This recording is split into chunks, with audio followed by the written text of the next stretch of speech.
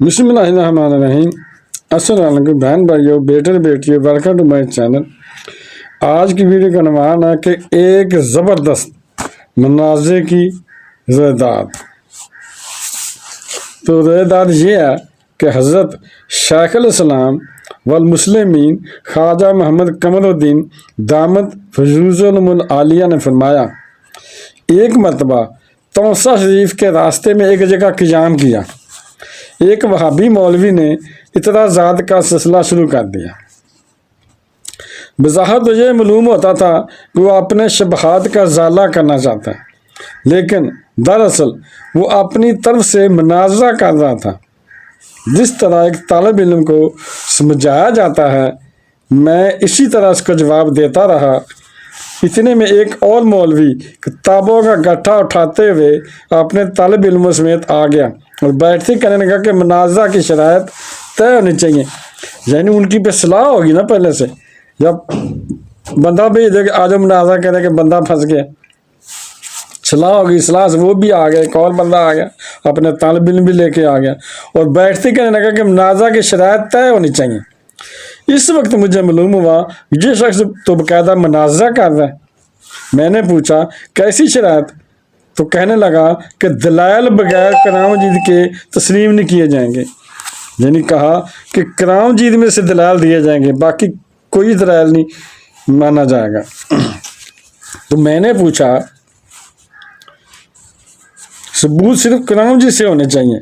میں نے جواباً کہا کہ جس ذات اقدس صلی اللہ علیہ وسلم پر قرآن نازل ہوا ہے انہوں نے زیادہ سمجھا ہے یا تم لوگوں نے؟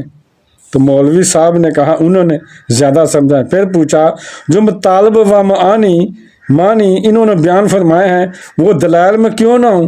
اس نے کہا جی ہاں، ضرور ہونے چاہیے۔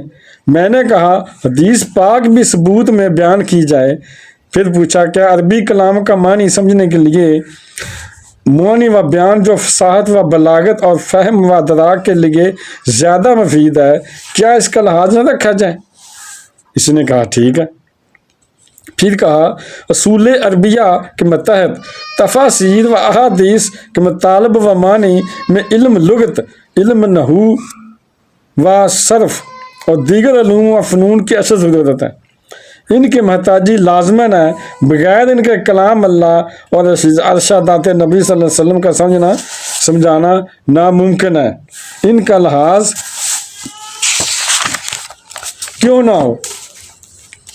جب یہ سنا تو کہنے لگا درست ہے، یہ سب دعویٰ ثابت کرنے کے لیے بحث کے دوران پیش کیے جائیں۔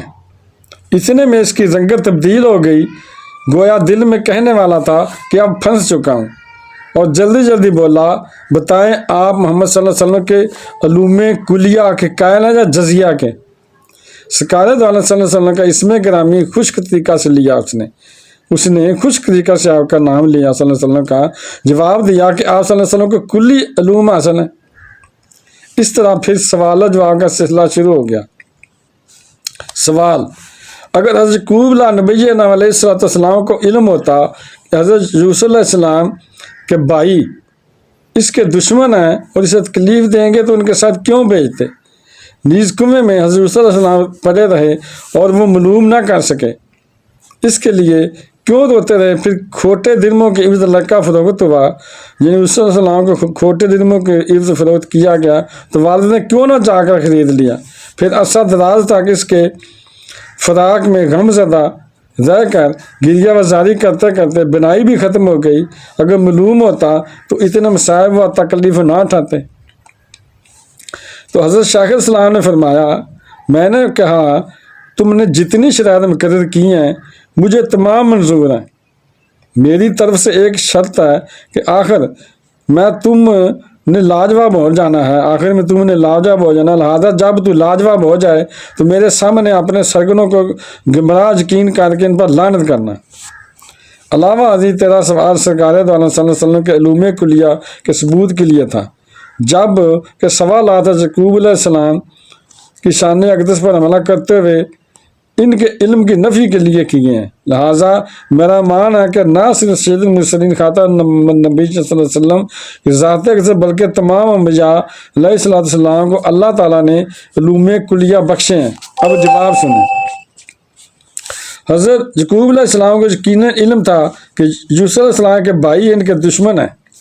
ثبوت یہ ہے کہ جب یوسف علیہ السلام نے اپنا خواب بیان کیا اور کہا انی رأیت احد عشر کوکبا والشمس والقمر رأیتهم لی ساجدین، تو اس کے جواب میں حضرت یعقوب علیہ السلام نے اپنے پیارے فرزند کو فرمایا اپنے بھائیوں کو یہ خواب بیان نہ کرنا۔ قال یا بنی لا تقصص رؤیاک علی اخواتک فیکیدوا لک کیدا، اے میرے پیارے بیٹے، جب حضرت یوسف علیہ السلام نے اپنے والد صاحب کو خواب سنایا تو انہوں نے فرمایا والد صاحب نے اے میرے پیارے بیٹے، اپنا خواب اپنے بھائیوں کو بیان نہ کرنا کیونکہ وہ تیرے ساتھ دھوکہ کریں گے۔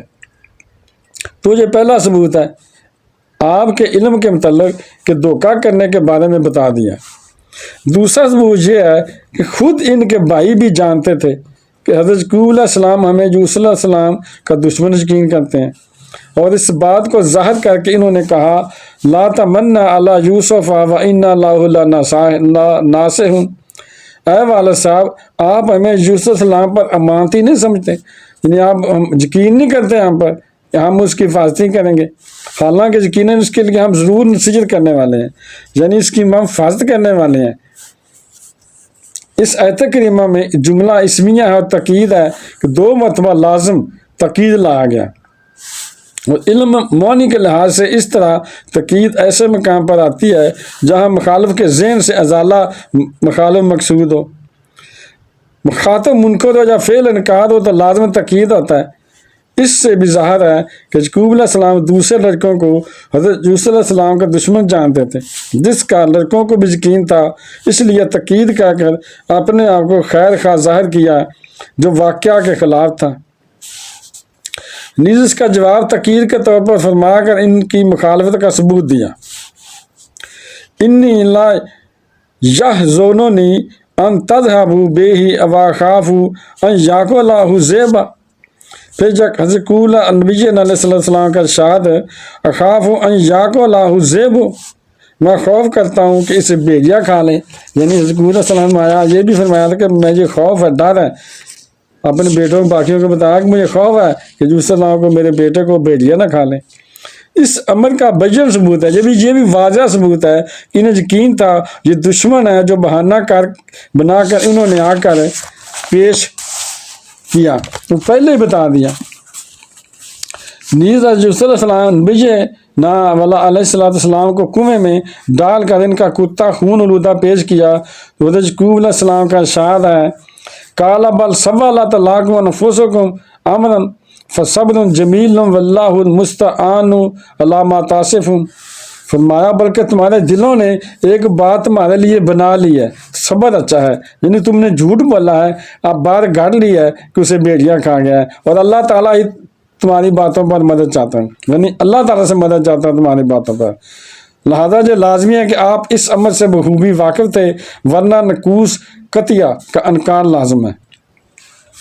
جو موصل الکفر ہے، علاوہ ازیں حضرت یعقوب اللہ نبی علیہ السلام کے علم کے متعلق اللہ رب العزت کا ارشاد ہے وَإِنَّهُ لَذُو عِلْمٍ لَّمَا عَلَّمْنَاهُ وَلَٰكِنَّ أَكْثَرَ النَّاسِ لَا يَعْلَمُونَ، نیز حضرت یعقوب علیہ السلام کا ارشاد عَسَى اللَّهُ أَن يَأْتِيَنِي بِهِمْ جَمِيعًا، قریب ہے کہ اللہ تعالیٰ نے سب کو میرے پاس لائے، اور فرمایا وَإِنِّي أَعْلَمُ مِنَ اللَّهِ مَا لَا تَعْلَمُونَ، جو اللہ کی طرف سے میں جانتا ہوں تم نہیں جانتے۔ یہ تمام ارشادات ان کے علم پر شاہد ہیں۔ اب رہا یہ اعتراض کہ باوجود علم ہونے کے ان کو دشمنوں کے ساتھ کیوں بھیج دیا، اس کا جواب یہ ہے کہ نہ صرف ان تکالیف و مصائب کا علم تھا بلکہ یہ بھی معلوم تھا کہ حضرت یوسف علیہ السلام بادشاہ مصر بھی بنیں گے، اس لیے بھیج دیا تھا۔ نیز یعقوب علیہ السلام اس جلیل القدر پیغمبر حضرت خلیل اللہ علیہ السلام کے پوتے تھے، جنہوں نے اللہ تعالیٰ کے ارشاد پر اپنا فرزند اجمد کو اپنے طرف سے ذبح کر دیا تھا، تو کیا حضرت یعقوب علیہ السلام اللہ تعالیٰ کے ارشاد پر یوسف علیہ السلام کو نہ بھیجتے؟ یعنی نبی کا ہر قول و فعل رضائے الہی کے متحد ہوتا ہے۔ رب العالمین کے امر کی اطاعت کما حقا تمام نبی علیہ السلام کا شیوا رہا، تو انبیاء علیہ السلام کے عمل پر کس کو اعتراض کرنے کی جرات ہو سکتی ہے؟ جب یہ سنا تو وہابی نے کتابیں اٹھا کر واپسی کا رخ کیا، بھاگ گیا۔ میں نے بلا کر کہا میری شرط کو تسلیم کیا تھا، یعنی جو میں شرط لگائی تھی کہ اپنے بڑوں پر اپنے جو ساتھی ہیں اس پر لعنت کرے گا، تو پھر اگر ہار جائے تو پورا کرتے جاؤ، اب وہ شرط پوری کرو، اور اب اپنے سرگنوں کو گمراہ کہو، لیکن وہ تیزی سے نکل گیا، یعنی وہ بھاگ گیا۔ تو بہن بھائیوں، بیٹے بیٹیوں، اگر آپ کو میری یہ ویڈیو اچھی لگی ہے تو اگر اسے صدقہ جاریہ اگر شیئر کرتے ہیں اور آگے شیئر کرتے ہیں، اور اگر ابھی تک آپ نے چینل کو سبسکرائب نہیں کیا تو لازمی کر لیں تاکہ میرے آنے والے اچھی سے اچھی ویڈیوز آپ کو ملتی رہیں۔ چلو ملتے ہیں نیکسٹ ویڈیو میں۔ السلام علیکم، خدا حافظ۔